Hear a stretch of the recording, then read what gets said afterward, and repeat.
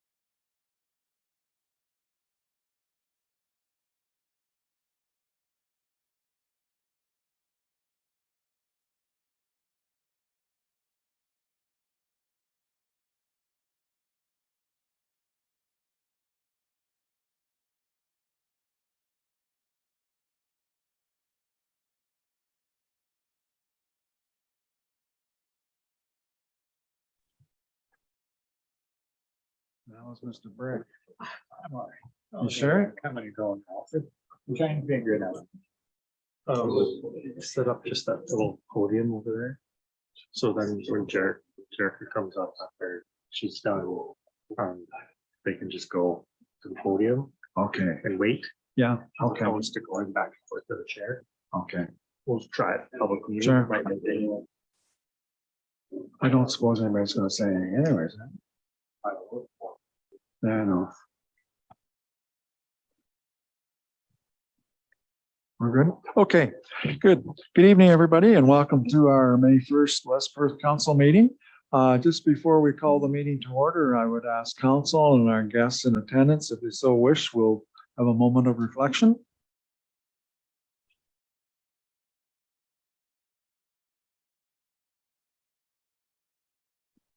Okay, thank you. All right, we'll call the meeting to order.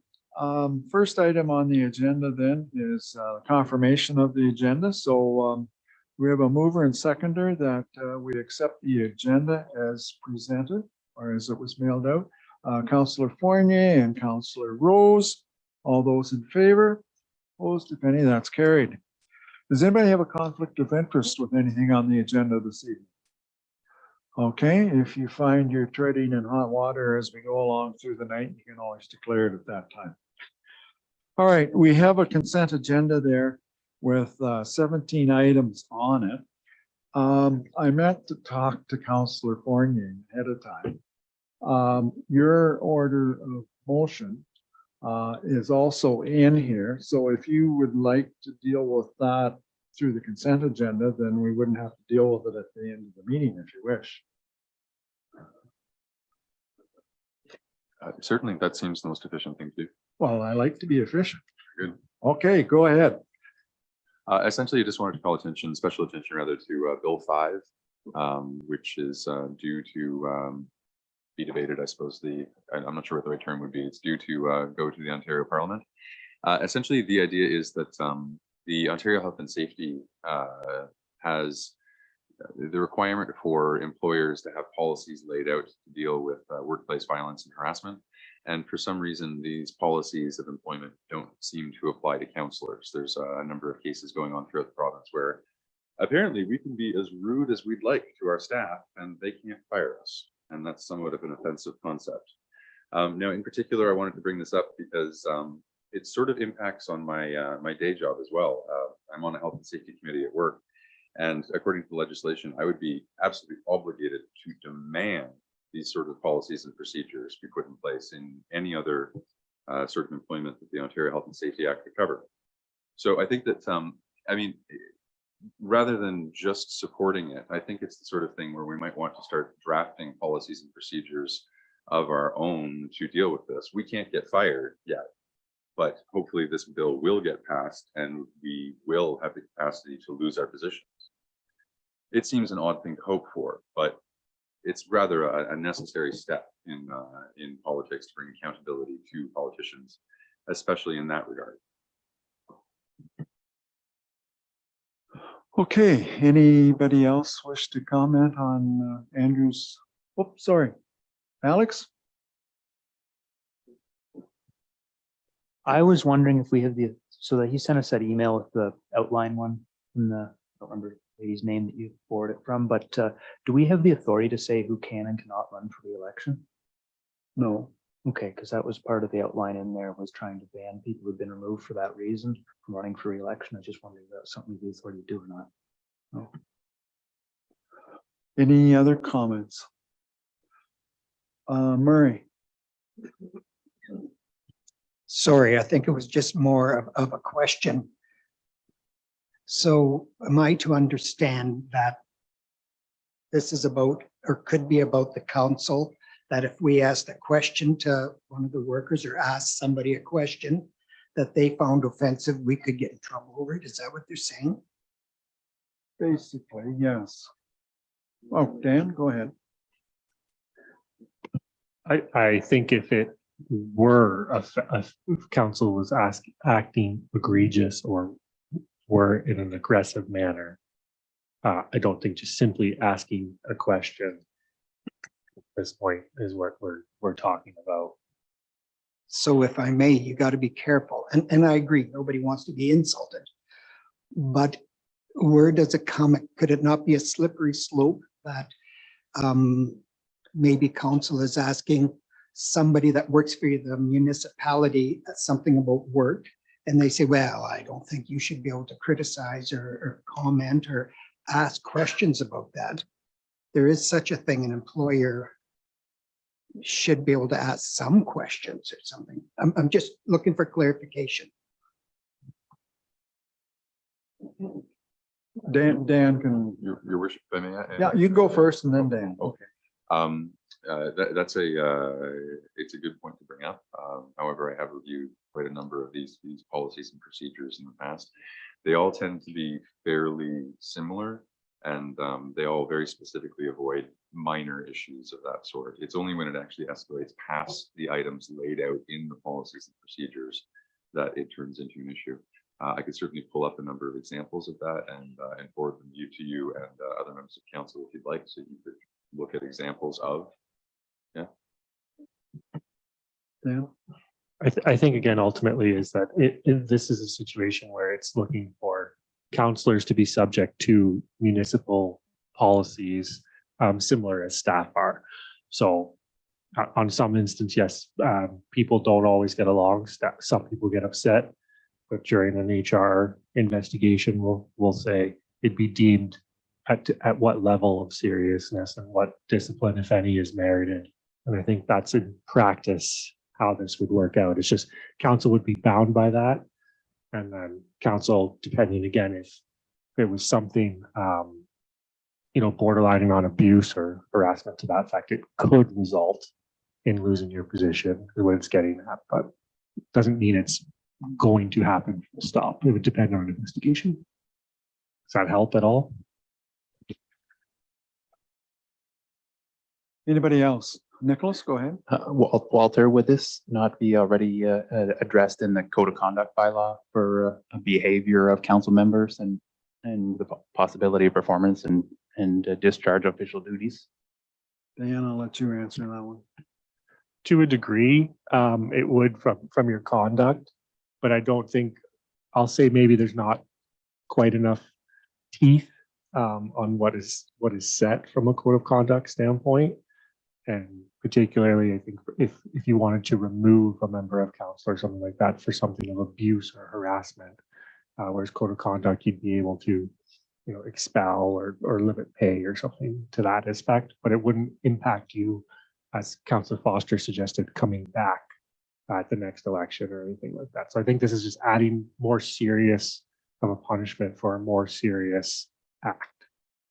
If that makes any sense, but I do think council could certainly recommend, Councilor Fournier noted it, that we could review our code of conduct and see where we can go from there as well. Okay, anybody else? Okay, so basically it's 4.1 and 4.2 on the consent agenda. They're the same resolution, just from different municipalities. So I guess if you wish to pull it, then we would need a motion to that effect and a seconder as well to support it, if that's what you'd wish. So you're going to move it then, Andrew. Do we have a seconder to support that? Deputy Mayor Tomkowski? Okay, any further discussion on that? Okay, so how are we going to word this one, Dan? You want to, which municipality do you want to take with the resolution? Because they're both the same, Montague and Carlo Mayo. I don't think we necessarily need one. We have direction Just from support. council that we're going to support. We support from item consent agenda item 4.1 and 4.2. Yeah, I think it's more around Bill 5. Yeah, okay. All right, you can word it. Okay, if there's no further questions, then all those in favor supporting that? Opposed, if any? That is carried then. All right, so that leaves us with 4.3 to 4.17. Is there anything else there that anybody would like pulled or clarified?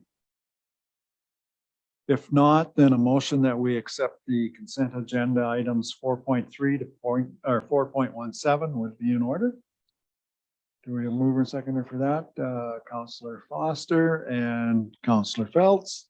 All those in favor? That is carried. Thank you. So that brings us down to the public meeting. So we need a motion that we go into a public meeting at this time. Moved by Diane and seconded by Councillor Vink. All those in favor? Opposed, if any, that's carried. And we do have some people on Zoom, I take it.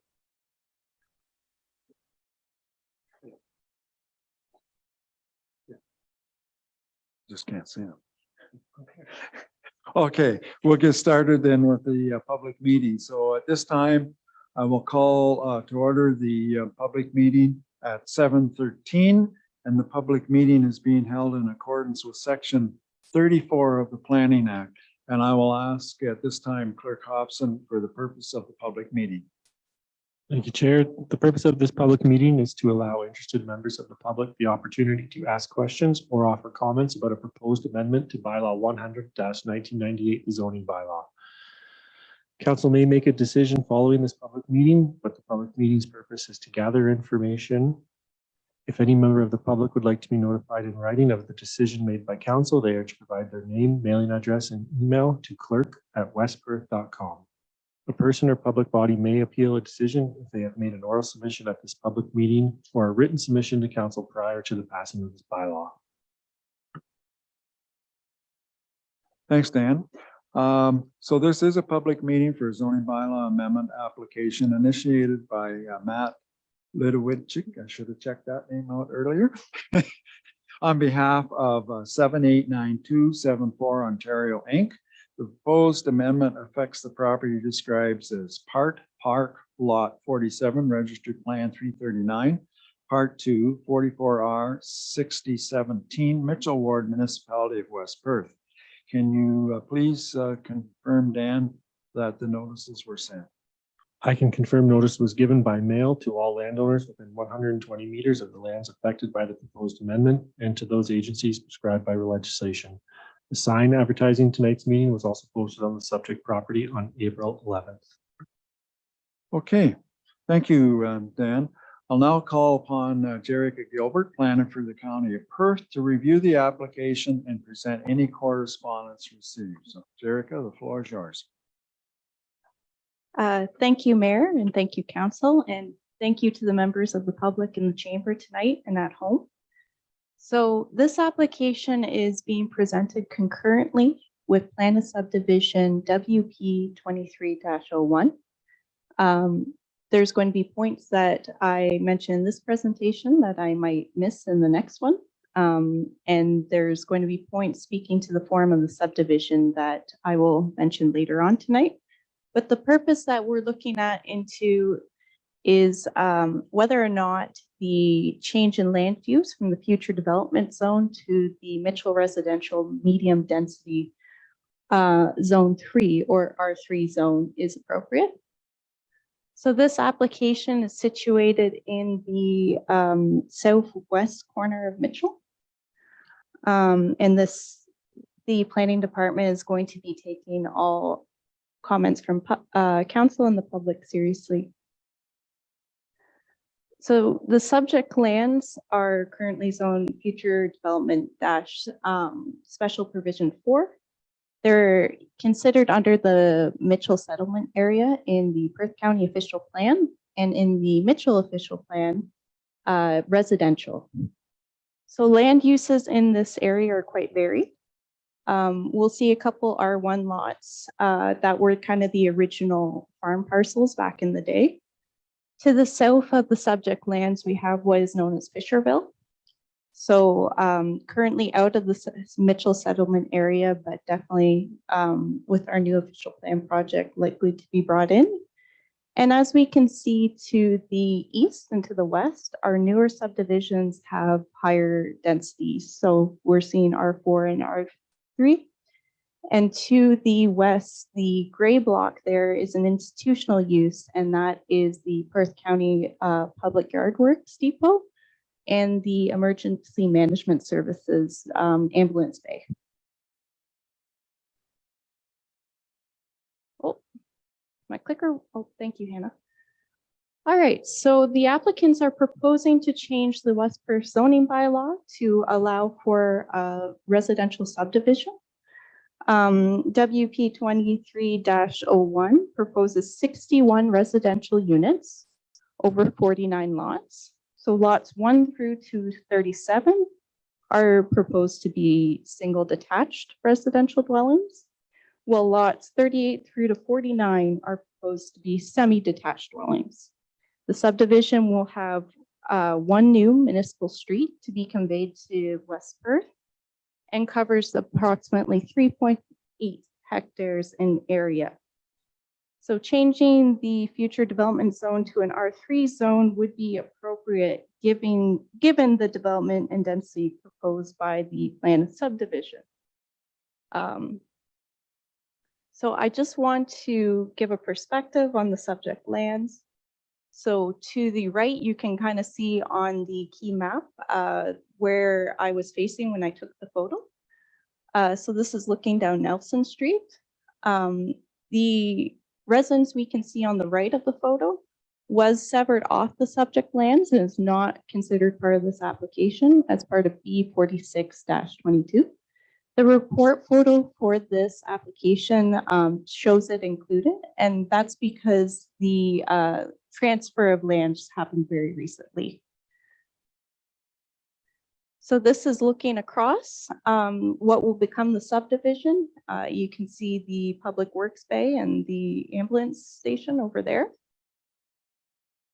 And this is looking down Frank Street. And this kind of illustrates how development has moved across Mitchell. So Frank Street is still a rural cross section. It's not quite the standard we'd want to see for a public street there, and it is slated to be redeveloped at some point in time, but I'm not entirely sure when that will be. And then this is looking at Napier Street. And this is looking the other way from the subdivision. So if you were standing at the driveway of the proposed new lots, looking at the Public Works and the EMS station. So in addition to changing the zoning of the property to R3, there's been one major special provision asked for by the applicant, and that's to increase the maximum lot coverage across the entire subdivision from 40 to 45% for single detached dwellings and from 40 to 50% for semi-detached dwellings. The reasons that the applicants give is that it is desirable for consumers, mostly to have covered decks and raised decks in their backyards. And under the current Westport zoning bylaw, we count that as part of their maximum lot coverage. The reasons for that is maximum lot coverage is important to consider because whenever you increase the level of impervious surfaces, so the level of surfaces that rainwater cannot infiltrate, you might cause drainage issues in other areas. So municipal staff at this point in time are a bit lukewarm on this proposal, and there's 2 points I want to mention with this. So storm sewer servicing goes to 2 points for the subdivision. There's a storm sewer on Clayton Street and the ditch along Frank Street, which outlets to a culvert on Jackson Street. The preliminary stormwater management statement by MTE for this application does take into consideration the increase of impervious surfaces. So they did account for 45% and 50%. However, the municipal engineer did note that the preliminary stormwater statement is holds a few estimates that come from a report from BM Ross on the existing stormwater management facility that is a bit dated. It was originally from 2004. Now, on top of that, I also want us to consider that regardless of whether or not 45 or 50% can be technically possible, a question that we have in planning is whether or not a change should be possible. Changing the provisions in this regard for entire subdivision, it seems to intend that there might be a change needed to the zoning bylaw. However, at the same point in time, we are dealing with increased 100-year storms from climate change. We're generally trying to encourage more green infrastructure on lots around. So at this point in time, it's not something that we think is wholly justified, but there might be support to go in the other way. Now, this special provision isn't included in the staff report for this presentation. This came after the staff report was published, but it was discovered that for semi-detached dwellings, there is a provision in the zoning bylaw that for corner lots have a higher lot area requirement and a lot frontage requirement. And the reason for that is that the exterior side lot yard on corner lot tends to be much higher. There's usually more infrastructure that goes down the side of those lots. And as it stands right now, while the lots would meet the standard for a single detached dwelling, for a semi, it's a little short. So we're presenting this as it might be an additional special provision for lot 38 and lot 49. There's other ways that the developer could maybe deal with this. I think there's some leeway on the lots on that side. If they wanted to take a bit to try and increase the corner lots, they could. But that is a consideration that might come back at the bylaw passage stage that I wanted council and the public to be aware of. Additionally, there is also a note in the report on holding provisions. So holding provisions are useful for stage development in ensuring that certain conditions are met before building permits or occupancy permits are issued. So it's a possibility that there is a holding provision proposed for something to address through the subdivision process. The most common one being whether or not the developer pays securities. Holding provisions don't require, if they're put on public notice, to take them off. The applicant would just have to ask to have them removed and then come and ensure that they met the conditions of the hold. So that is basically it for my presentation at this time. I'm happy to answer any questions that council or the public might have or elaborate on any issues. And I also believe that the applicant's agent is online and can also speak to this application. So thank you very much. And Okay, good. Thanks, Jerica. So is the agent joining us live, or we're just going to hear him? Yeah, I'm here. Can I? Okay, I can hear you now. Awesome. Well, good Okay, go ahead, Matt. Okay, good evening, Mayor McKenzie and members of council. My name is Matt Litwinchuk, land use planner with Zelenka Priama Limited, and we are the planning consultants for BNS Construction, Bob Scott, an established and well-respected Mitchell builder, and this residential subdivision for 37 lots for single detached dwellings and 12 lots for 24 semi-detached dwellings. Jerica has done an excellent job in speaking to the proposed development through her comprehensive presentation. Now, I haven't prepared a visual presentation today, but I did want to make a couple of quick comments. Now, it is acknowledged that the purpose of this open house is to hear from members of the public with respect to the proposed development. No formal decision will be made tonight. It is our professional planning opinion that from a policy point of view, the proposed development is supported by all levels of current provincial, county, and West Perth land use planning policies. The subject lands are designated residential in the municipality of West Perth and as such are contemplated for residential development in the form and density being proposed. The proposed subdivision will be constructed in two phases. Phase 1 will be consisting of 37 lots for low-rise, single detached dwellings, and phase 2 of the development will consist of 12 lots for low-rise, semi-detached dwellings, all consistent with the surrounding character of the neighborhood. All of the proposed residential lots will have frontage along either Napier Street, the newly expanded Nelson Street, or the newly proposed Municipal Street. All dwellings will be designed to be capable of accommodating secondary dwelling units if desired in the basement. Now, the additional dwelling units will assist the town and county in achieving its attainable and affordable housing targets. At this stage, it is too early to determine the price for the units, but a price range could be determined at $550,000 to $650,000. While this is high, secondary dwelling units will serve to alleviate these costs. While our plan is in the preliminary stages, we are requesting minor special provision for lot coverage. It is anticipated to be the only special provision requested at this time.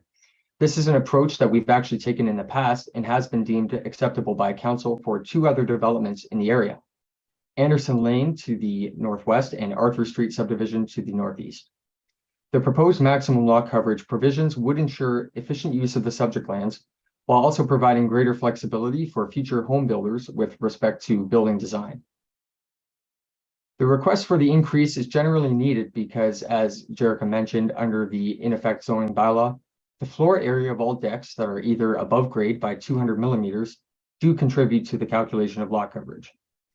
The provisions are considered appropriate and are not anticipated to have any significant impacts on the surrounding land uses. As Jerica mentioned, a functional servicing report prepared by MTE Consultants did confirm the development can be serviced by municipal servicing and would have no stormwater issues as a result of the secondary dwelling units. The report included a preliminary stormwater management analysis that accounted for the increase in lot coverages. The storm sewer lot grading and stormwater management design is required to direct underground and above ground stormwater discharge to a suitable location that will not create problems for adjacent lands. The proposed increase in lot coverages do not create a situation that traditional grading and sewer designs cannot control. Additional studies and reports that have been supported, that support the proposed development include the preparation of a traffic impact assessment, environmental noise assessment, and archaeological assessment. So at the moment, it is our understanding to date that there have not been any public opposition raised by the public. So overall, in our professional opinion, the proposed development is appropriate and desirable for the subject lands. It mixes well with surrounding uses and represents sound land use planning practices. It is acknowledged that the plan is conceptual at this stage and subject to refinement through the review process. We hope for a positive endorsement when the proposal comes to council eventually. And if there are any questions at this stage, I'd be happy to answer them to the best of my abilities. And if I don't have the answers to a question, I will find the answers after this meeting and can relay them back to planning staff. Thank you. Okay, thank you, Matt. We'll just ask you to kind of hang around in Cyberland there, and if we have a question, we'll call on you to answer it.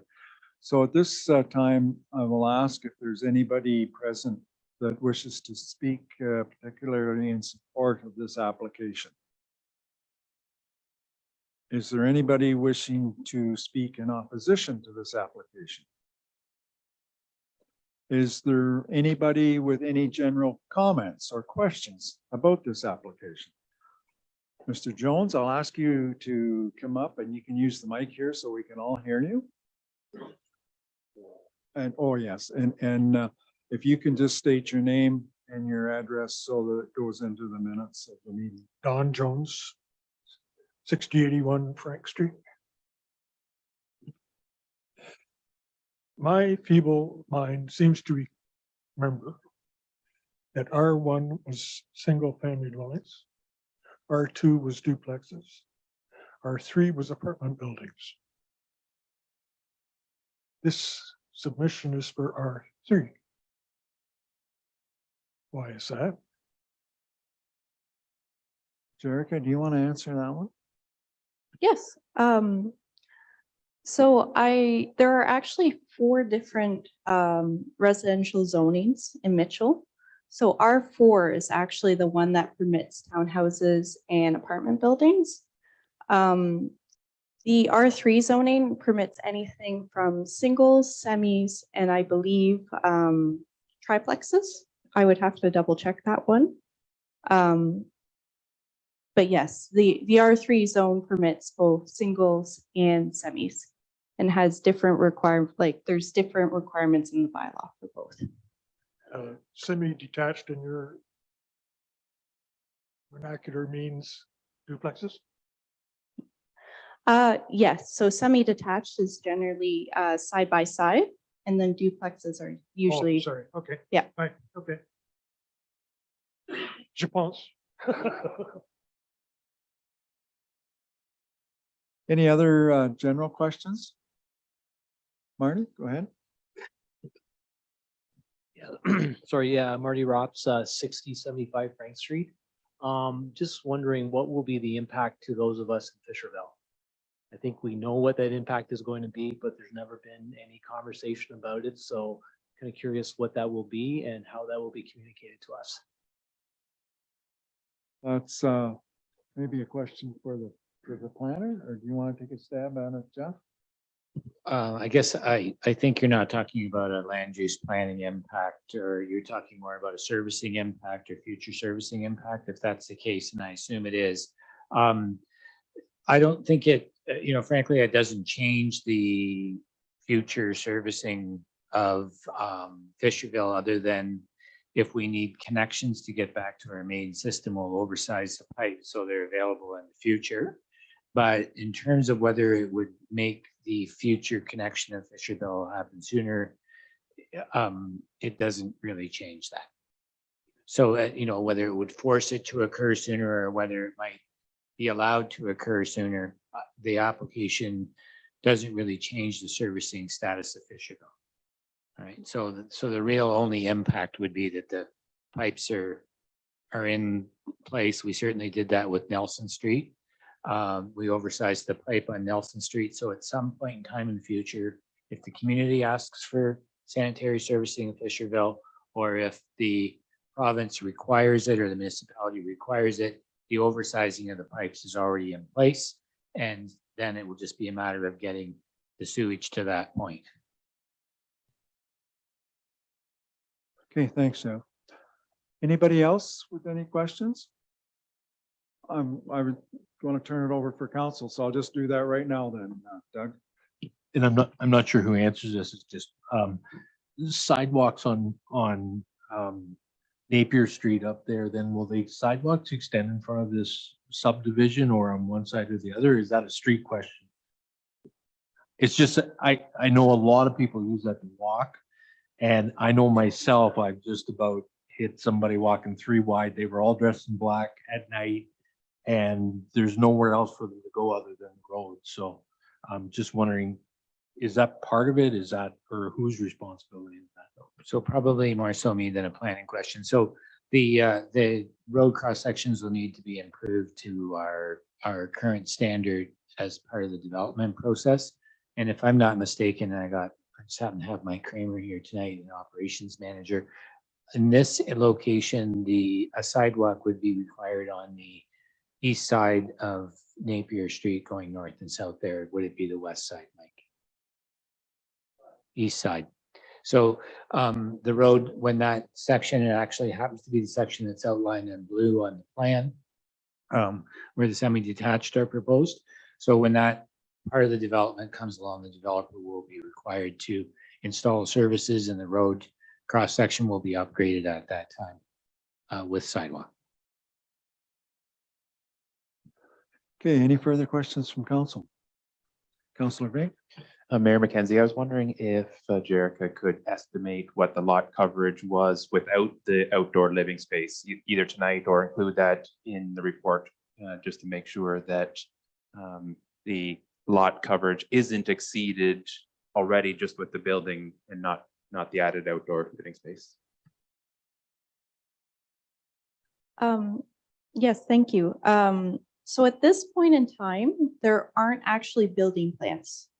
So what they are asking for is ahead of time to increase the lot coverage. And then once that is set in place, when they go to do their final plans for their buildings, they have to conform to that lot coverage, whether it's set at 40 or 45%. And if they go over that, then they have to come back to council or the committee of adjustment for a variance or a rezoning for a further increase in lot coverage, if that makes sense. Okay, thanks, Sarah. Anybody else? Councillor Rose? With lot 38 and 49, you had said because of the setbacks, does that mean that there will not be room for duplexes there? It will also go to single dwellings as well because of that? So I have to admit that that came up late in the review process, and I haven't worked through the implications of it, but I am a bit worried that it might be hard to fit because there is minimum ground floor area for a residential dwelling. So with the increased exterior side yard, which is about 6 meters, it might without this provision, it might have been hard to fit it. And once again, I'm not sure if the applicant wants to even pursue this that approach, but you're right. If there isn't a change, it might be that only a single could fit there, perhaps. Also, is the plan that we have in front of us, does it meet what we have in place for density? Or is it a little less on it? So I was going to speak to that during the plan of subdivision presentation, but I can definitely speak to it now. It is for the Mitchell official plan sets ranges for density. And it is kind of halfway through. So it's basically at, I have it here. So the Mitchell official plan, it for singles says 10 to 25 units per hectare. They're proposing 18 units per hectare. And then for semis, it's 20 to 35, and they're proposing 28. Planning staff just want to note that those targets were set when the Mitchell official plan was done in 2009. And there is a comment in the official plan that council can amend the density targets as they see fit. Does that answer your question? One more, sure, if I may. Am I to understand also that the proposed higher density will be done in phase 2? Yes, at this point in time. Is there any guarantee that it will be? The R3 zoning permits both singles and semis. Yes, That's what I'm just kind of asking. yes. So Could I word it this way? Is there such a thing that the proposed semis could once again become single dwellings, and therefore it would be not meeting our proposed densities? Maybe Dan can answer that Okay. one for you. As you'll see later on tonight, Counselor, through subdivision agreement, we have a mechanism through subdivision agreement where we can implement that. I think at this point in time, it's probably too early to commit to that one way or another, but we can certainly do that. So to commit to it, so therefore you're saying that might not happen. Is that what you're saying? Well, I think at this point in time, we don't, as Jarek has mentioned, we don't have the development proposals, we just have lot fabric. So I think we want to see how this totally unfolds. And then once we get to a place where everyone's comfortable, we can lock that in. So council will still have a chance to say, or at least voice an opinion if it gets changed once again. I'm gonna let Jeff answer that one as Okay, well. thank you. And I'd just like to add to Dan's comment that you'll see there's an application or there's a subdivision agreement later in tonight's package. And that subdivision agreement has provisions in it where we are requiring semis to be built, notwithstanding that singles could be built. That's a new provision in a subdivision that we have not used in the past. And I would anticipate now that we've developed that language, you'll see us use it in the future. And if council has concerns that the plans show semis and the project developer builds singles, that's a place to deal with it in that provision, the subdivision agreement. So I think now that we have the wording, we'll use it. And that's the first time that application or that subdivision agreement you see tonight, or the fact that we have it in, I don't think we shared the agreement, but there's a clause in the agreement that we referred to in the report is a new report to deal with this kind of thing. Okay, anybody else? Okay, then I would like to thank those in attendance for their comments this evening. Should council proceed with the adoption of the zoning bylaw amendment, the notice of passing will be provided as prescribed by the Planning Act and a 20-day appeal period to the Ontario Land Tribunal.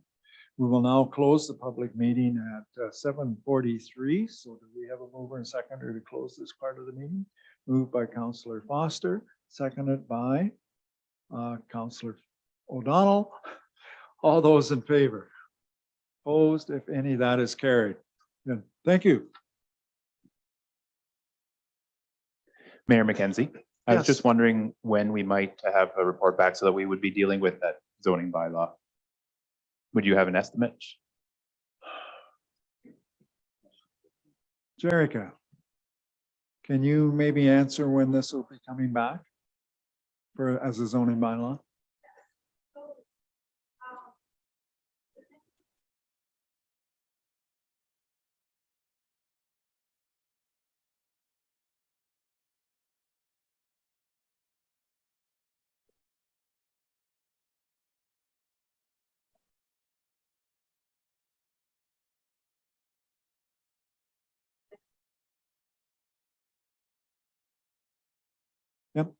Yep, no, I think that's good. And it's good that the people that are here know what's going on as well.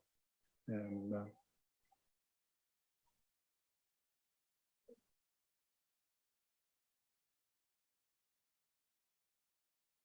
okay, thanks, Jerica.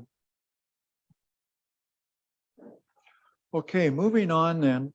The next item then is the a report from the planning department.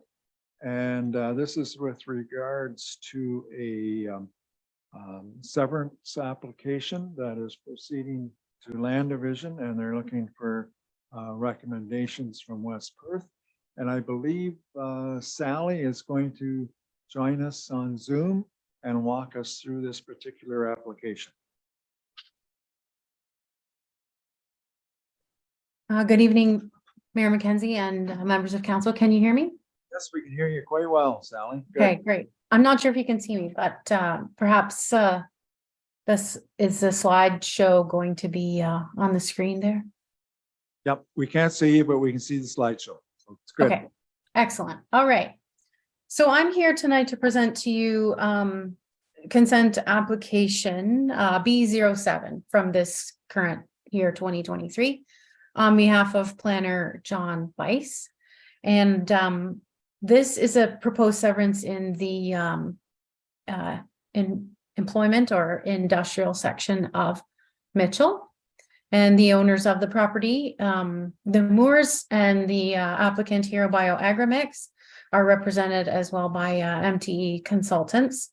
And you can see on the slide there, the location of the property that's indicated by the star. And we're sort of in the same neighborhood as our, or on the same street, at least, as our last file there in the public meeting, which is on Frank Street and the corner of Frank and Wellington Streets. So next slide, please. This slide shows you the proposed severance. The property right now takes up the entire block essentially, and this splits it roughly into half. Severed lot would be just under 2.5 hectares or 6 acres, and the retained lot would be just over 3 hectares, 7.7 acres in area. And the existing property has a dwelling and some infrastructure there for horses. And the proposed use on the severed land is going to be an industrial use, and that's the Bioagrimix facility. So next slide, please. This shows that the property does have the industrial designation already in the Mitchell Ward official plan. And next, and this is a photograph that that John took during his site visit there that shows some of the property that's available there for the severed and the proposed use. During the application process, they have submitted 3 studies in support of their application. The functional servicing report, which talks about water and sewer servicing, both of which will be public, and the connections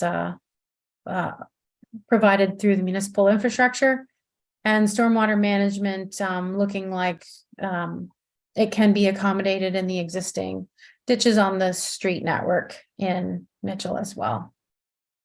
The D6 compatibility assessment, if we could just go back one slide. Yeah, thank you. The D6 compatibility assessment that they provided with the report was an RJ Burnside report, and it evaluated noise, dust, and odor. And dust and odor were not, when they do a D6 study, they look at the actual use, generally speaking. And in this case, that's exactly what they did. So dust and odor are actually not anticipated to be a concern from the proposed Bioagrimix facility. And the operations there are largely contained within the proposed building. It's about a 12,000 square foot structure. And then the noise assessment that was done looks at, generally speaking, what they do is they gather the equipment that's used on site and where it is on the site. So whether it's in a building, out of a building, whether or not it's on the top of a building, those types of things. And the investigation that RJ Burnside did in this case, they concluded that the noise levels will be below those that would cause adverse effects. So they don't anticipate any negative impacts from noise at the site either. And the reason why that's an important assessment is because of the recreational use that the municipality has nearby, and also for the dwelling on the property. So those were important evaluations to make, and no concerns are noted. And then the archaeological assessment that was done, this is essentially undisturbed land. And there was some reason given in the stage 1 assessment to note that there is potential for archaeological artifacts or some cultural heritage interests here. And so they are the archaeologists that did that study is recommending a stage 2. And how those work is that following or stage 2 will come, the land will be plowed, and they will evaluate. They do a grid sample and they walk it and look for things there. And then if they find something, then they're on to stage 3. And if they don't, then the archaeological assessment is concluded at that point. So those are the 3 studies that were submitted in support of the application. Next slide, please. And this slide shows you the zoning for the site. So this is the Mitchell zoning bylaw, and M2 is your general industrial zone. M1 is a light industrial zone. So this is an area of Mitchell where you do see sort of more intensive industrial uses. And you can see that in the zoning, certainly in this area, but also in the uses that are in the area. So this is an appropriate spot for this type of use that's being proposed. And the H, I'm not sure I know exactly why the H is on there at the moment, but I could find that information if it's important for council to know. Next slide, please. Jeff just indicated that the H means it requires a site plan. Okay, great. Thanks, Jeff. Okay, this is some information that John's providing, showing you the infrastructure and the buildings on the retained land that are used by, it looks like the Mitchell Horse Club. There's a barn there. And next slide, please.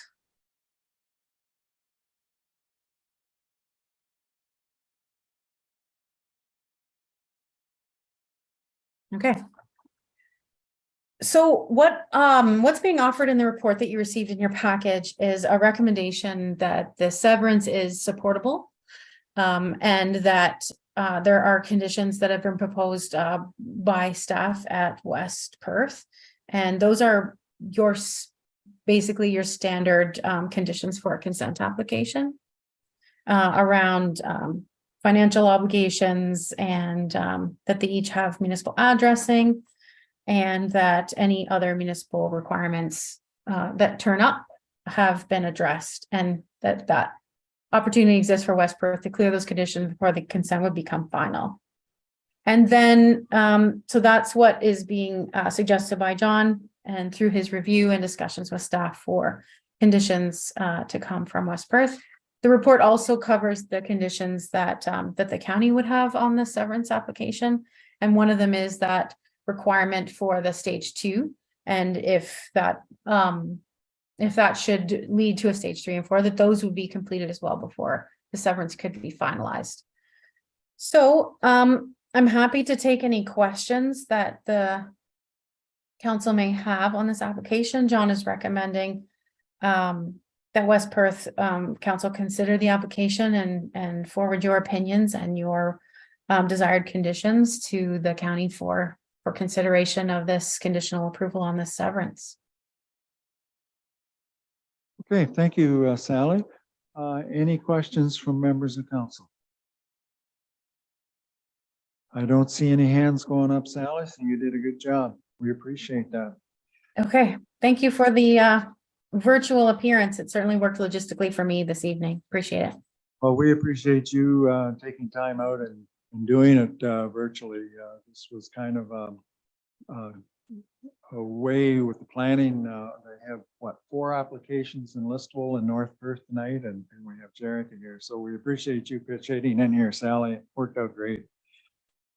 So we have a recommendation here then that West Perth Council forward the conditions listed in the report to the County of Perth Land Division Committee or its designate for consent file B0723 affecting lands described as Park Lot 41, Plan 339, known as 25 Wellington Street, Mitchell Ward, Municipality of West Perth. Do we have a mover and seconder for that? Deputy Mayor Jankowski and Counselor Rose. Any further discussion on that? All those in favor? Opposed, if any, that is carried. Thank you. Okay, moving on with planning. The next one is an application for a draft approval of a plan of subdivision. And I believe Jerica is going to walk us through that one. So Jerica, I'll turn it over to you again. Thank you, Mayor. I'm back in the hot seat. It's very familiar. It's a familiar application at this point, but yes. So now that we've had the public meeting for the zoning bylaw amendment, I'm bringing forward plan of subdivision WP 2301 for your consideration and comment, especially as it relates to the conditions of draft plan approval. With the understanding that the conditions of draft approval will be sent to Perth County Council while they are reviewing the subdivision for approval. So once again, this is for an application in the southwestern corner of Mitchell.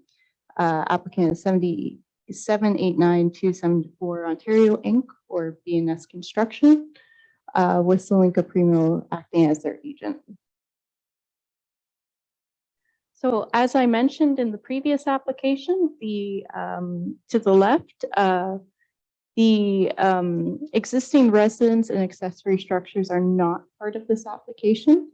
They are currently owned by the Vanesses, which is why sometimes staff internally call this the Vaness subdivision, through consent B46-22 back in fall of 2022.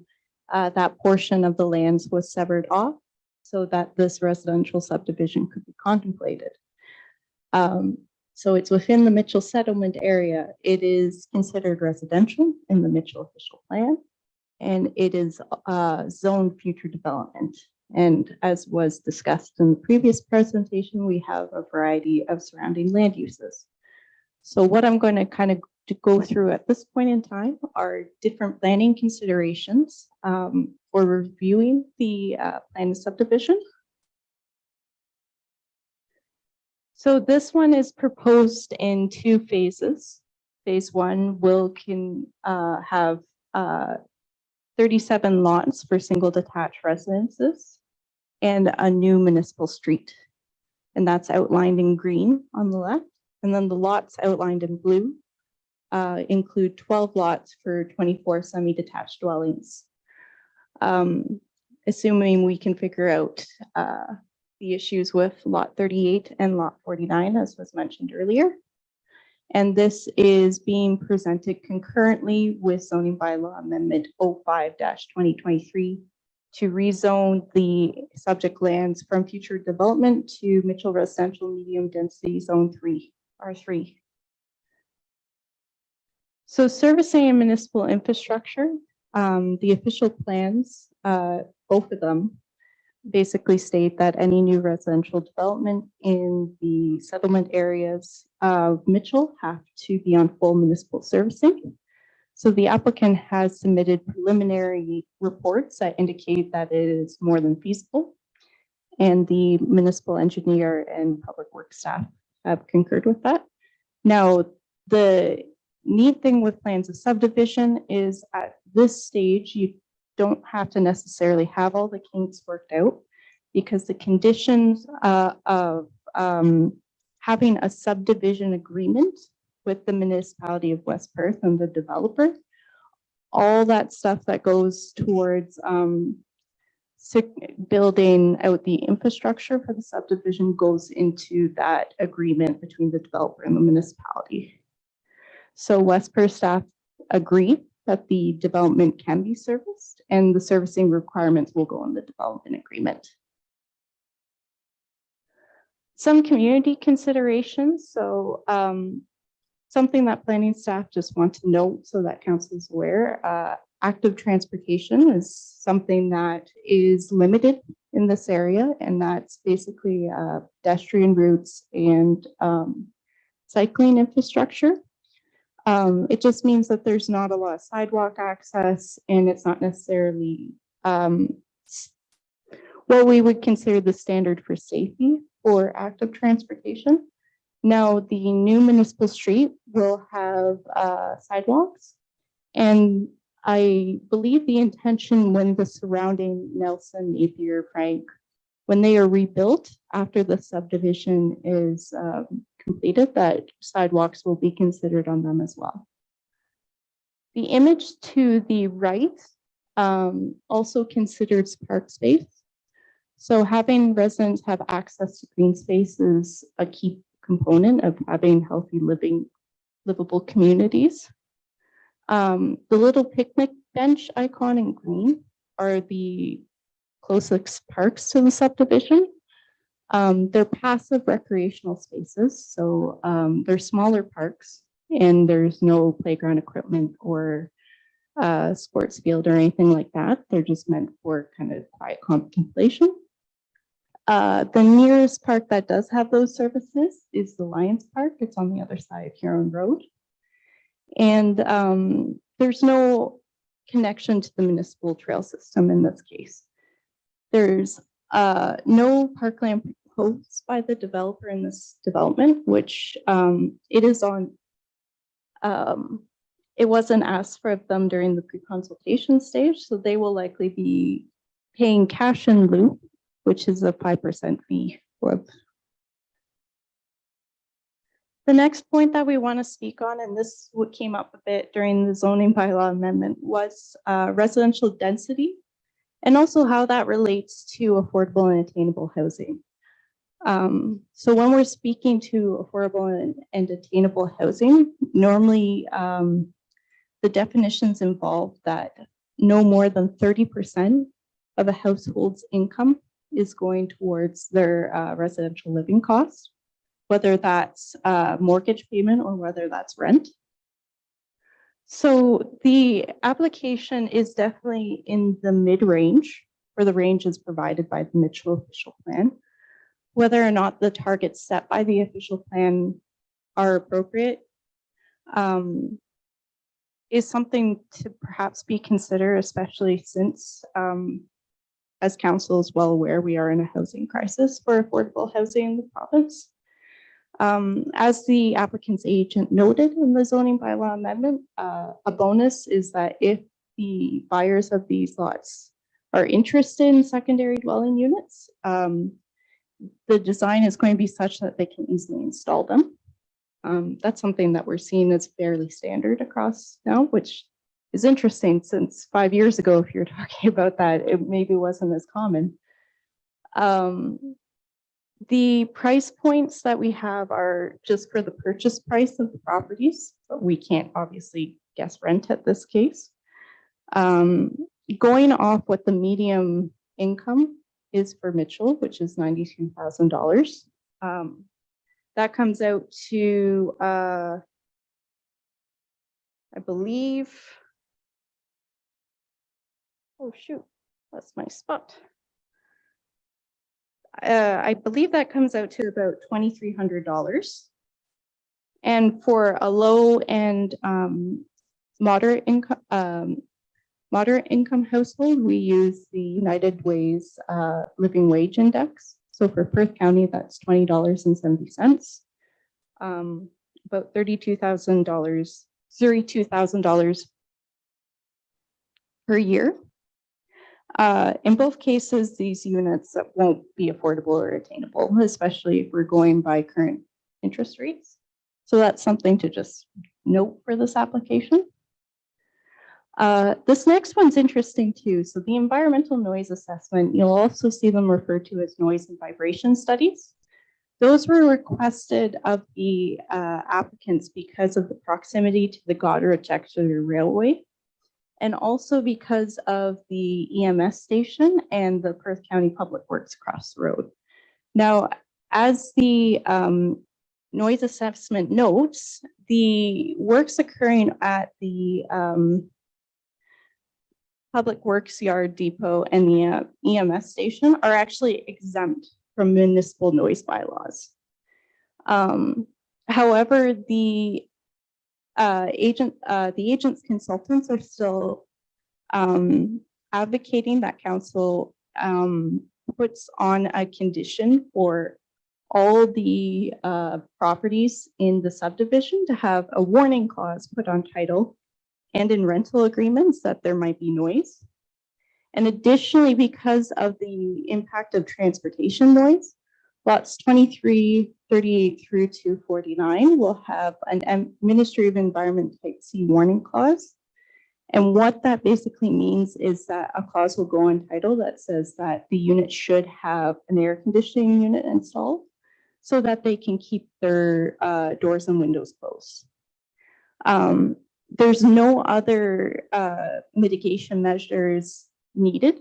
So other mitigation measures for sound can include berms, they can include protective glazing.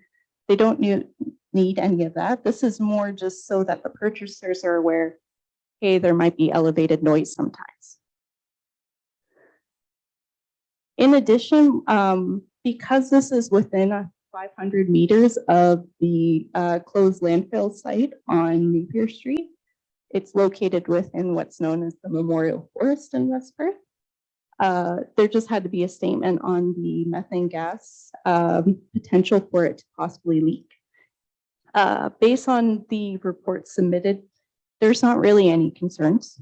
So it's just something that's noted. Another thing that I don't have a slide on is cultural heritage. An archaeological assessment was submitted, stage 1 and 2, and there was no archaeological artifacts basically found. So there's no need for any further assessment or mitigation measures in that regard. So that is my presentation. I'm happy to take any questions, and I believe the applicant should still be here if you'd like to ask anything of them directly. Thank you. Okay, thanks, Jerica. Questions, Councillor Foster? How come for the noise assessment, the 3 lots on Frank Street don't have it, but the one on Clayton does? Is it just because of the railroad then? Actually, if you read through the noise assessment, they're anticipating that over time, the roadway noise might increase to such a point traveling down Napier that it might be necessary. And I think it's also a combination with because they are directly across the road from the EMS bay that they're recommending that as well. But does that answer? Well, just because there's the one house on Clayton that's not on the main strip, it goes over, but there's none of the ones on Frank Street, and Clayton's gravel there. And Frank Street is paved. I'm very sorry. I Do you was- mean the existing development? Like, yeah, because at the bottom of Frank, those 3 lots at the bottom. Lot 37, 22, and 11. Yes. Don't have the noise, but the 123 does. Up near the top? The one at the top is the noise assessment. It's on Clayton. And the 3 at the bottom on Frank do not. Because the 3 on the bottom on Frank are outside of the Godrich, like the So railway. It's the railroad, it's not the traffic for that house's case. Because all the ones yes. on Napier are because of the county's yard, and that one's just because the railroad's a block north. Yes. I wasn't sure if it was there because they anticipated when they paved Clayton, the county trucks would affect it. No. So construction noise that's temporary isn't considered in. I just wasn't sure if it was because of all the county traffic, if that would be affecting. And then also Clayton Street will then be paved. And Yes. And do we pay for that, or is that part of the development? So it will be part of the development agreement. There's a cost sharing agreement that goes into the subdivision. Yeah. I think that's all my questions. Thank you.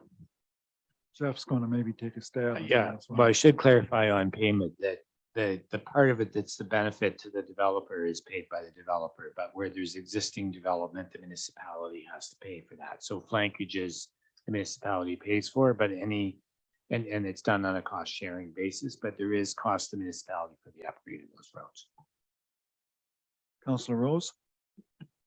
I know there had been a question about sidewalks down Napier. Will there also be sidewalks with this subdivision on the Clayton Street as well? I'll have to refer to the municipal staff Excellent. for that. Mike? So same, Yep. yeah, same. Yeah. And so as that road when they have to do the Clayton Street section, that road will have to be improved to the current standard. And the current standard has a sidewalk in it, usually on the side of the school. I have the advantage, Erica, because the operations manager's at the back and he's nodding his head so I can see what's happening here. Other questions? Murray, you got another one? Well, I was just going to say, if the sidewalk will match the other two subdivisions of, then that lot 38, but the setback, you see what I'm saying, that could be kind of tight there to try and get that semi in, that's all.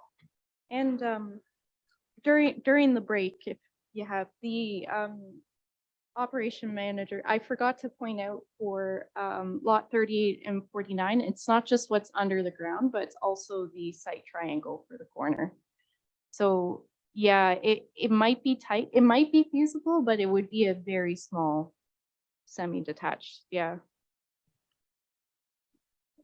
Also, do they know approximately, because I've been asked, on the phase one, say lot 23, 24, do they know approximately the size of the homes, the single family dwellings that they're going to put on? Or that hasn't been discussed yet? That hasn't been discussed, and that Okay. will be, that's kind of where the lot coverage comes into play too. It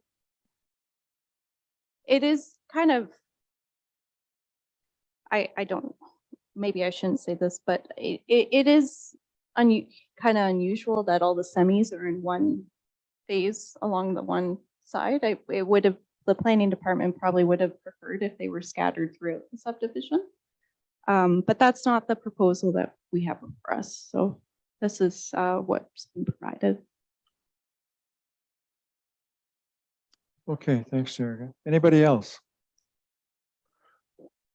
Okay, we do have a recommendation here then that West Perth Council endorse the application for draft approval for West Perth or WP 2301 plan of subdivision submitted by Zelenka Prayer Mill Limited on behalf of 789274 Ontario Inc. to Perth County Council, and that West Perth Council forward the attached conditions of the draft approval for inclusion by Perth County Council. Moved by Councillor Rose, seconded by Councillor O'Donnell. Any further discussion on this? Okay, all those in favor? Opposed, if any? That's carried. Thank you. And thank you, Jerica. Moving on then, we don't have anything from the building inspector, or chief building official tonight. So first report is from the fire chief. So Chief Hunter, I'll let turn the floor over to you.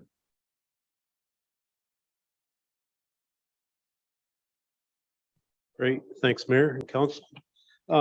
This is activity report for the months of January and February. My apologies on the tardiness, but I'm probably running about a month behind in our paperwork, but I'll get everybody brought up to date.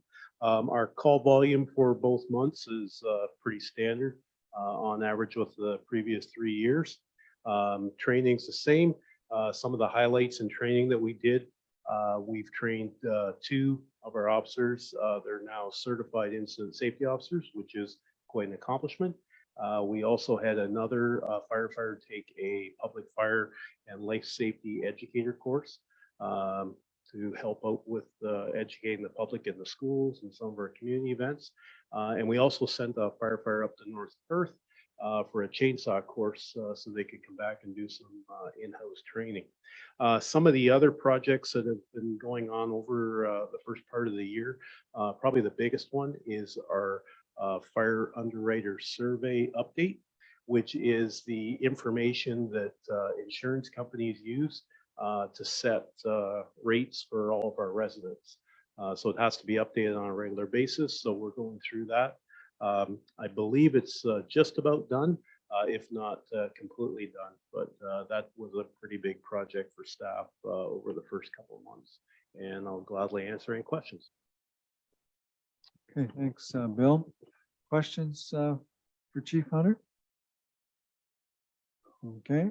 Um, the study or the report that you talked about there, that's basically how the insurance companies decide what your premiums or rates are going to be, isn't it? So if you have a lot or a fleet of older equipment, that's where that would show up. And I got that at the course back at Milverton. That's absolutely right. We need to continually update the age of all of our trucks. The older the trucks are, the worse your rating is. So we like to keep that up to date. Also, all of the additional hydrants that go in around town, with all of the growth that we've been talking about tonight, comes new fire hydrants. And that area needs to be taken into consideration so that if you live within a certain distance of those fire hydrants, you get the benefit of a hydrant protected insurance rate. And there's other information, our public education and prevention program, all of that gets submitted to fire underwriters as well. Okay, thanks, Bill. Oh, question from Councillor Vink. Mayor McKenzie, would then also our rating increase with the additional tanker that would help lower insurance rates? I think that was part of the selling feature of that additional tanker for the rural area. So I just want to make sure that our rate did increase because of it. So what we have to do for the rural properties is we have to do an accredited tanker shuttle certification, where we actually have to demonstrate to fire underwriters that we can provide a certain amount of water for a certain amount of time. So that has to happen before they will expand, they call it a tanker shuttle certification rate to the rural residents. So that is definitely something that's going to happen this year. Hasn't happened yet, but that is something that is definitely on the horizon. Anybody else? Okay, we have a recommendation here that the Council of Municipality of West Perth receives the January, February 2023 West Perth Fire Department Activity Information Report. Mover and seconder for that, Councillor Phelps, and seconded by Councillor Harold. All those in favor? Opposed, if any, that's carried. Thanks, Bill. Okay, the next item is Operations Manager, and I believe Mike has some tenders there that he would like us to approve. Good evening. So I have one recommendation report in front of you. It's for the 2023 rural paving. That's for line 46. Last week we closed tenders and received 6 competitive bids and received one really great price for our asphalt. So my recommendation before you is to once again accept Brandco Construction for our 2023 rural asphalt paving. And I'm more than happy to answer any questions. Any questions for Mike on that?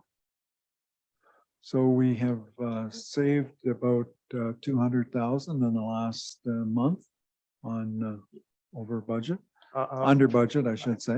Yeah, so the bridge, the one thing about the Huron County Bridge is that there was no contingency built in that project. And those experienced counselors around this table might remember that the Northland Power utility or hydro line, grade line runs right beside that bridge. So that could be a little bit of a potential hiccup and for that. And then also, this allows us also to use a little bit more tonnage to ensure that we get the proper center line crossfalls and along this section of line 46. As probably Councillor or Deputy Mayor Dean Trentowski can attest to, our center line is concaved. We have really, in some sections, no center line there. So we have water ponding in the center line. And of course, for a good road, drainage is the key component. So we want to pump up our asphalt to get that center line to ensure that we have 2 to 3% crossfall on all of our roads. So this gives us that opportunity to ensure that the road is done 100% correctly. Okay, any questions for Mike? If not, recommendation, as Mike had said, that West Perth award the contract tender rural hot mix paving, PW 2023-01 to Branco Construction in the amount of $402,302.50, excluding HST. We have a mover and seconder for that. Councillor Fournier and Councillor Phelps. All those in favor? Opposed, if any? That's carried. So are you gonna stick around for a minute or two later, or are you heading out now? We have that one question.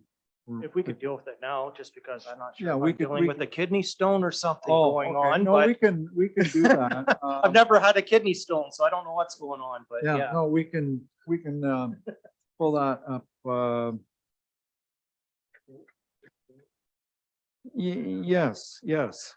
Yeah, it was, Dean had asked that, I think, with regards to a resolution that came, I believe it was maybe even at the last meeting. So 6.8.5 and the Getting Ontario Connected Act information report. There is a report in here. I don't know if you want to add a little bit. to No, it or not, Mike? it's just that our AOR's association, which is the Association of Ontario Road Superintendents, would like to support, just because Enbridge Gas hit every municipality in Ontario with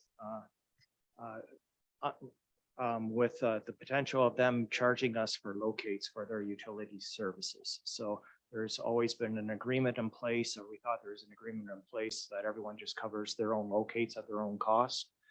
So this has major impacts to some municipalities that are doing and upgrading all their internal gas works in their townships or municipalities, towns or cities.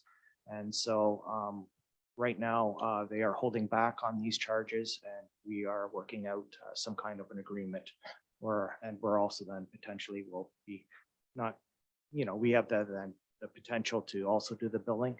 And then it's just going to be sending paperwork back and forth, which is a waste of time, everyone's money. Good. Okay, thanks, Mike.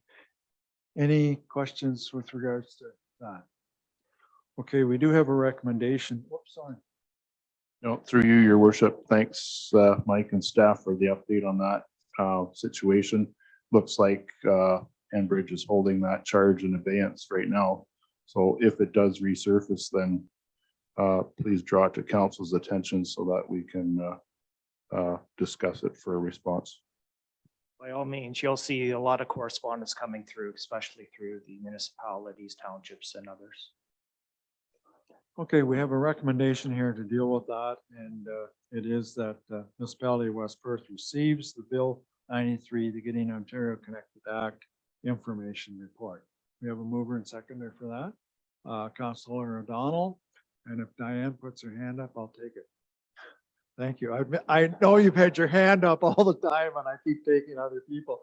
Okay, so it's been moved and seconded. All those in favor? That is carried. Okay, back to our agenda. And the next item then is treasurer, and it's 2023 budget tax rates. So Wendy? What's that? Thank you, Mayor McKenzie, and good evening, council. So this is the report that outlined the tax, what you guys basically approved in principle back in March. So the report kind of broke down the three components of our tax bill, being our levy, county's levy, and education levy. So totaling taxes we're going to collect is $18 million, 10 million being our portion, 4.6 million being the county's portion, and then 3.2 basically for education. So then the report, there's a little typo in the report. It refers to bylaw 19, should say bylaw 23. Other than that, there's something new on this bylaw, being the Schedule C. Schedule C is new. It outlines the BIA levy. So just more transparent what's being collected for the BIA. Schedule B is your streetlights. And then Schedule A is the county education in West Perth. So overall, we had, our levy was 10,010,174,440, which overall meant a tax increase of 6.66%. So the property owners of West Perth can expect to pay that much more in their property taxes compared to last year. If there's any questions on the report or bylaw taken? Any questions for Wendy? Oh, I don't see any hands going up. Okay, so we do have a recommendation here that Council of Municipality of West Perth receives the 2023 budget and tax rates information report. We have a mover and seconder for that. Councilor Rose, Deputy Mayor Jankowski. All those in favor? Opposed, if any? That's carried. Question from Nicholas? Oh, okay. Okay, now down to some of the clerk's reports here. The first one is the Municipal Elections Act. So Dan, I'll turn it over to you. Thank you, Your Worship. More of a housekeeping item, I'd say. Per the Municipal Elections Act, we're just required to provide a report to the public on financial filing compliance. The report's there, and I'm just noting that all financial filings were completed on time and in compliance. If there's any questions, I'd be happy to answer them. Any questions? Everybody got their $100 back? Everybody's happy? Okay, so the recommendation is that the Municipality of West Perth receives the financial filing compliance information report. We have a mover and seconder for that. Councillor Phelps and Councillor Forrester. All those in favor? Opposed, if any, that's carried. Sidewalk patio policy. I'm actually going to ask Deputy Clerk Pascal to come up and present to council.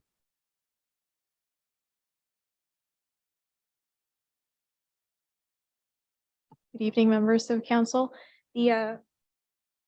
The staff report before you is proposing changes to the current sidewalk patio and cafe policy. The current policy sets out a pretty extensive application and administration process, and then after a review of the policy, staff have identified some changes that can streamline the process and assist businesses who would be interested in participating in the program. As you may know, sidewalk patios have become pretty popular, especially coming out of the pandemic.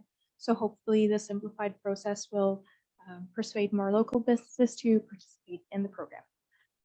If you have any questions, I'd be happy to take them now. Okay, any questions for Audrey? No, I think we're good. So we do have a recommendation then that the Council for the Municipality of West Perth approves the sidewalk patio policy.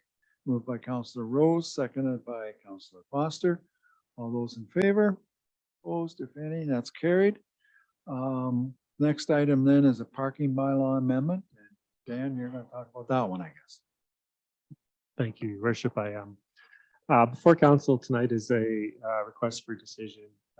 Ultimately, our recommendation is that we're looking for direction to bring back an amending bylaw to the parking bylaw. I'll note in the recommendation presented here that I would request to increase fines and add fines for repeat offenses.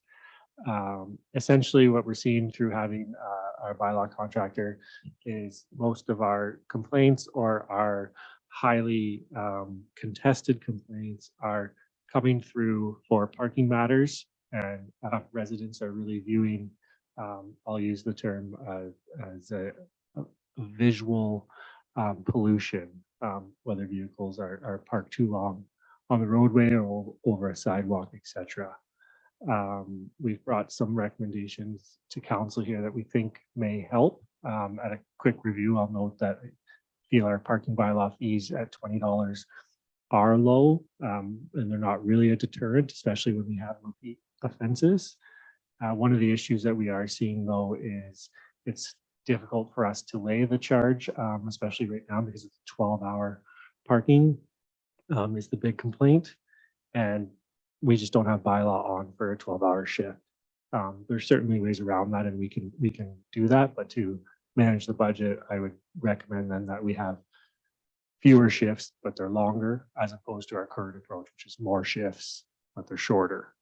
That would be noted in option 3.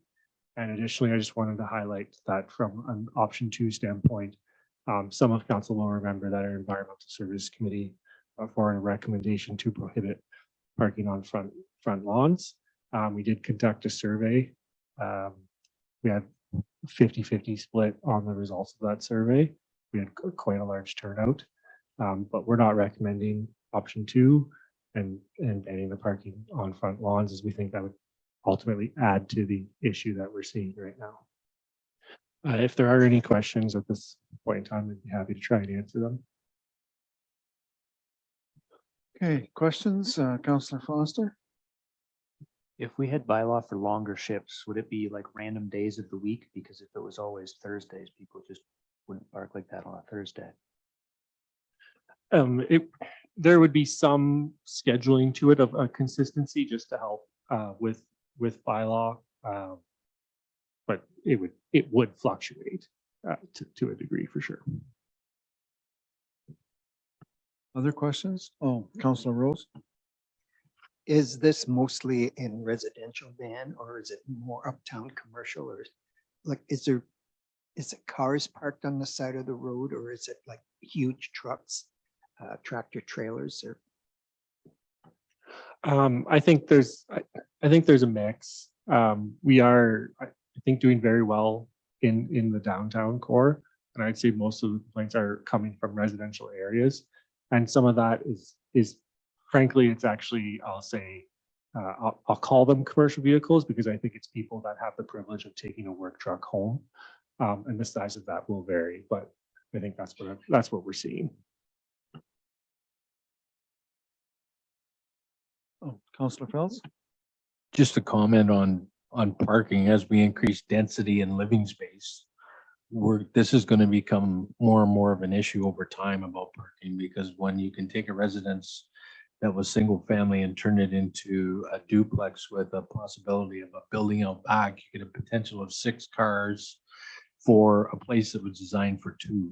And I think this is something we need to nip in the bud now and give them some control to do some stuff, or it's just going to increase and get worse. And if they know we're serious about it, then they're going to have to deal with it somehow. So. And I think that's the reasoning behind not allowing them to park on their lawn, because if they can't park on their lawn and you have 2 residents, 1 driveway, 4 vehicles, where are you going to park? So that was kind of the theory, I think, for taking that out. Anyways, you have a recommendation there, Dan? Yeah, I think at this time we would look from recommendation to council to direct us to bring back an amending bylaw to the parking bylaw to increase the fines and also add additional fines for repeat offenders. Okay, and do you want to say what you have in mind? Like you're looking at doubling the fines every time? I think we've done some preliminary research on it. I mean, right now our parking ticket is $20, so it's really not the end of the world. In a comparison, we've seen some that go, well, I guess, for example, if you park in a handicap stall, that's a $300 ticket. So they vary on the severity of the infraction. But I would look for us to make to do a review and have some information to bring back so we know where they are. And then subsequent to all that, I'll just note that any fine that we set has to be approved by the province through the court system. So last time that took approximately 8 months. So we wouldn't be able to implement this. And yeah, following that, council would have certainly the opportunity at the time the bylaw is brought forward to add more input, change fines or lower them, increase them more, etc. Councillor Foster? Do we know what neighboring municipalities do? I don't know right now, and at this point, I'm just asking for council to give me direction to prioritize this, so I can go back and find that out for council. Fournier. Do we sell parking passes? No, we do not. Explicitly, we don't either way, but I'm just curious if we're looking for more of a residential like roadway type parking or. Just as a very simple example, if you are already using up all of your available parking space with personal vehicle, wife's vehicle, work vehicle, and family comes to visit, they're gonna be parked on the roadway for the whole weekend. It seems unreasonable to have, I mean, that would be a finable offense unless they could, for example, buy a parking pass. Correct. And I would just add that I mean, we wouldn't really have a place for a parking pass, because if you had a problem like that, you could pick another place in the community where you could park and make it work, as long as it was the summertime. But in the wintertime, when it's, parking is banned on the streets overnight, we don't want them on the street. So, and I suppose they could park overnight in the arena parking lot. There would be choices of places to go. It's not like a city where we're locked down and there's no overnight parking, where you would sell a parking pass for people to have that privilege somewhere. So they could go somewhere, they just have to plan ahead. Councillor Rose. So this would mean that nobody is allowed to park on the street anymore. Is that kind of, or no, or I'm just asking. No, I think the option we're looking at is to increase some of our fines and add increases for repeat offenders. And then what essentially from the bylaw standpoint, it's still 12-hour parking. So we still have 12-hour parking with the exception of when we have winter maintenance, and then we have no overnight parking, so plows can do this. So if company, as they were saying, did come at 8 o'clock at night, as long as it's moved by 8 in the morning, they'd be okay during the summer hours. Okay. Any other questions? Okay, we have a recommendation here that municipality of West Perth directs the clerk to bring back an amending bylaw to the parking bylaw to increase fees for repeat offenses. We have Councillor Phelps, you want to say something there? Sorry, I would just ask council to increase fines and add fines for repeat offenses, if I may. Yep. You're okay with that, Doug? Okay, so Doug moves that. Do we have a seconder for that? Councillor Fournier. Okay, all those in favor? Opposed, if any? That is carried. The next one is 6.8.4, the subdivision agreement. And the recommendation is that we authorize the mayor and clerk to sign and seal all necessary documents required for the subdivision agreement for West Perth file WP 2101 789274 Ontario Inc. And I don't know if there's anything further to add to that, Dan, that you've already had tonight. No, I would just add it's the subdivision up on Anderson Lane, and this is one where we put into the agreement, and I'll just unpack that really quick, is that we wouldn't issue a building permit for anything other than a semi unless council explicitly okays it or approves it. So we want to leave some flexibility in there in case there's something, but ultimately the authority would come to council to make that decision. Okay. So do we have a mover and seconder for that recommendation then? Councillor Foster and a seconder. Councillor O'Donnell. Any further discussion? All those in favor? Opposed, if any? That's carried. And the next one is we've already dealt with that. That was Andrew's motion there. So moving on, we have the tender results for the Snyder Coltman Municipal Drain. And how come we don't have, we had another drain we had to do this with, didn't we? Just the one? Okay. I was thinking we had two. Anyways, the recommendation is that we award the construction of the Snyder's Coltman Municipal Drain to the bid submission received from Sebenag Drainage Systems in the amount of $62,000 excluding HST.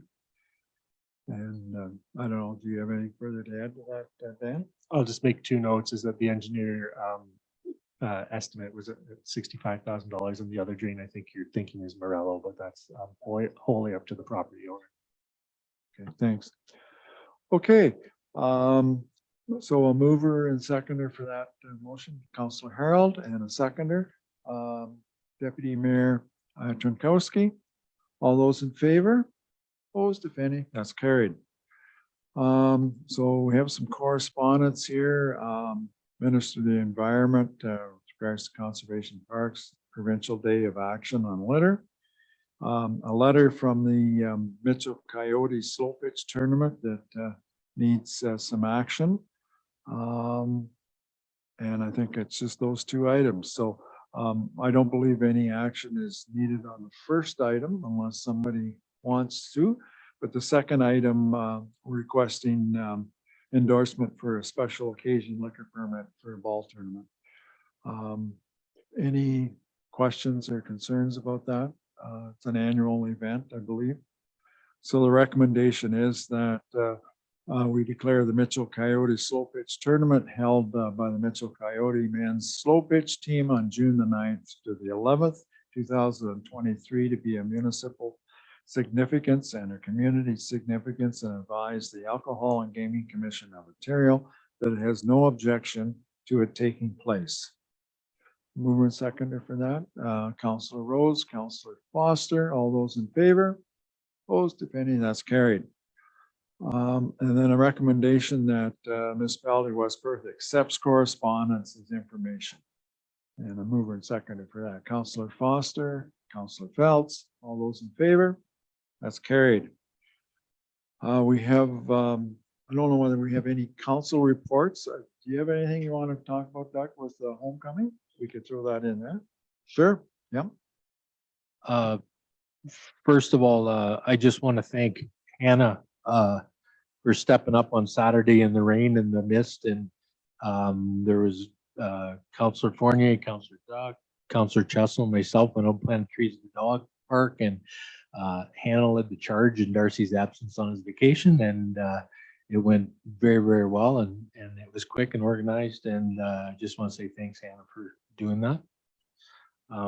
Second of all, just homecoming is we have our committees, they're starting to break off and starting to do their plan. We have a draft schedule for the week, which we've involved the BIA, service clubs, and different organizations. We're working on the mayor's levy. We have currently 7 families and 3 organizations that have committed to the 7th, and we're still going out. I've been going door to door, so it's pretty easy when you're standing there talking to them and tell them exactly what's going on. So it's coming along very well, and we're hoping our budget approvals and stuff are in by the 15th for the steering committee to do that.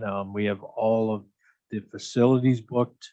We have the 200 by 60 tent booked, so we're coming together. So yeah. Thanks, Doug. I'd just like to add to, just in the theme of the levy, and it kind of follows up on the Heritage Committee work on the historic villages. I know most of the councillors use their fob and come in the back door, but we'd encourage you to have a look at the front display case, because the work that I've lost her name. Poor Naomi's been gone for 1 day, and I gotta come. Don't tell her, please don't tell her. Cut this. Naomi did a lot of work on the Historic Villages Initiative, which is going to be taken to the next level over the summer. But she had enough work to create a display, which Hannah has put up in the display case in the front on the south display case, and it's the kind of display that could go to the that could fit into the levy, and it's just an example of what we're working on. Okay, we have a number of bylaws here. Bylaw number 20 is in a bylaw to amend bylaw number 16, being a bylaw to appoint members to the various boards and committees and authorities. And I believe that's to add Elgin Deering to the cemetery board. Bylaw 21 is a bylaw to amend bylaw number 8, 2021 for the collection of actual costs for the McMillan drain. And maybe, do you want to explain this one, Dan? We just had an issue with our assessment schedule, so we have to bring that forward to get an amendment. The province found it, and unfortunately, it was a clerical error, so we have to amend it. Yep, oh, that's fine. Bylaw 22 is a bylaw to repeal and replace bylaw 96 to provide for the collection of actual costs for improvement of the Dillon municipal drain. Bylaw 23 is a bylaw for the purpose of adopting an annual budget and levying the collecting of rates for various purposes to provide for the payment of taxes and provide for penalty and interest.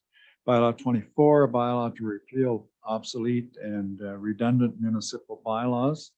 Bylaw 25 is being a bylaw to repeal and replace bylaw 95 for the collection and actual costs of the improvement of the McDonald municipal drain. Bylaw 14 is to provide for drainage works in the county of Perth on the Consett municipal drain. And bylaw 15 to provide for drainage works in the municipality of West Perth on the Reynolds municipal drain. So the recommendation is that the council for the municipality of West Perth give first and second reading to bylaw number 20, 21, 22, 23, 24, 25 this first day of May. We have a mover and seconder for that. Moved by Councillor O'Donnell and seconded by Councillor Fournier. All those in favor? Opposed, if any, that's carried. And then the second recommendation is that we give third and final reading to bylaw number 14, 15, 20, 21, 22, 23, 25 this first day of May. We have a mover and seconder for that, Councillor Harold and Councillor Foster. All those in favor? Opposed, if any, that is carried. Announcements are there. Coronation is on Saturday. Are they paying my way to go to that? I know. No? Oh, okay, just asking. Yeah. And our next regular meeting will be May 15th. I did have something in the back of my mind that I thought was coming up in between, but.